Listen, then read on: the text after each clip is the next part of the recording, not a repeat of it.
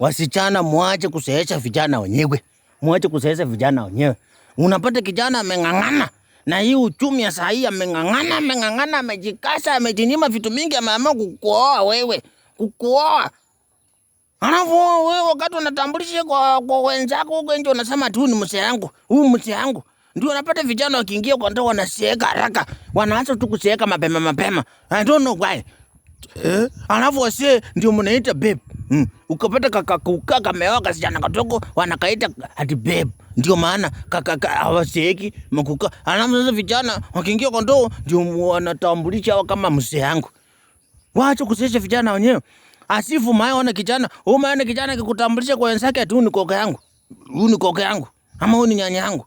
Sasa nasemanga huyu this is my sweetheart.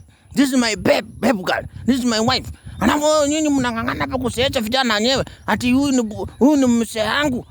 Ile majina mlikuwa mnaitana wakati ya courtship. Hiyo ndiyo endelee kwa ndoa.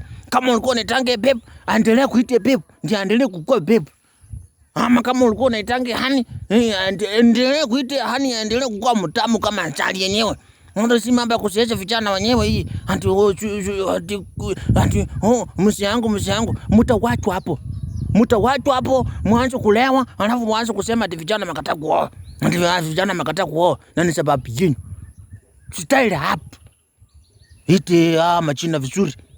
Hata kama ni baby, ita baby, endelee kukua na baby face kama yangu.